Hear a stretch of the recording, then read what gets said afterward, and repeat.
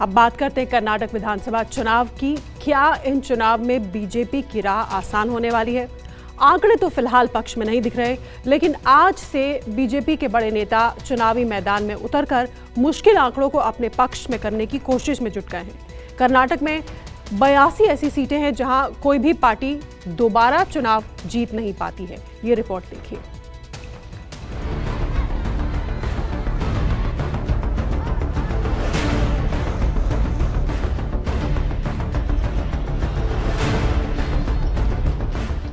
कर्नाटक का किला दोबारा फतह करने के लिए बीजेपी के दिग्गज मैदान में उतर चुके हैं। अगले 2 दिन तक राज्य में राष्ट्रीय अध्यक्ष जेपी नड्डा अपनी सरकार की उपलब्धियां और विपक्ष की कमजोरियां गिनाएंगे। गृह मंत्री अमित शाह 21 अप्रैल से 3 दिन तक कर्नाटक की जमीन पर गरजेंगे।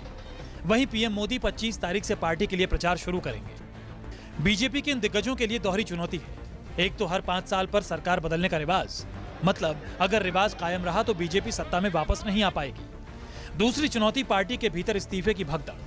पार्टी में अब तक छोटे बड़े स्तर से 47 नेता इस्तीफा दे चुके हैं। पार्टी के सामने राज्य की 57 विधानसभा सीटों पर चुनौती कठिन हो गई है। देखिए, जहां जहां भी इलेक्शन हुए, स्टेट के हो या केंद्र के हो, यही विषय बार बार उठता है। लेकिन भारतीय जनता पार्टी मोदी जी के नेतृत्व में इतिहास को बदलती है, इतिहास को अपने हिसाब से जनता के प्रेम और सहयोग से अपने पक्ष में करती है। मुझे पूरा विश्वास है कि इतिहास कुछ भी कहे, भारतीय जनता पार्टी को जनता का स्नेह उसी प्रकार केंद्र में या प्रदेश में और कर्नाटक में मिलेगा और हम मजबूती से सरकार बनाएंगे।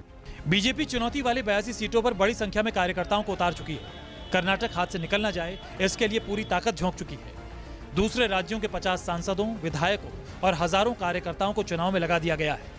देश की पार्टी है और देश के काम करने के लिए सांसदों, विधायकों, मंत्रियों, कार्यकर्ताओं सभी संस्था के साथ में वहाँ पे काम करने के लिए चाहते हैं। कर्नाटक की 82 सीटें ऐसी हैं जहां कोई भी पार्टी लगातार दोबारा चुनाव नहीं जीती है। इन 82 सीटों में से हैदराबाद कर्नाटक इलाके में 19 सीटें हैं, मुंबई कर्नाटक इलाके में 19 सीटें, मध्य कर्नाटक में ऐसी 20 सीटें हैं, दक्षिण कर्नाटक में 14 सीट, वहीं तटीय कर्नाटक में ऐसी 10 सीटें हैं। खास बात यह है कि 30 सीटें बॉम्बे कर्नाटक और मध्य कर्नाटक के इलाके में है।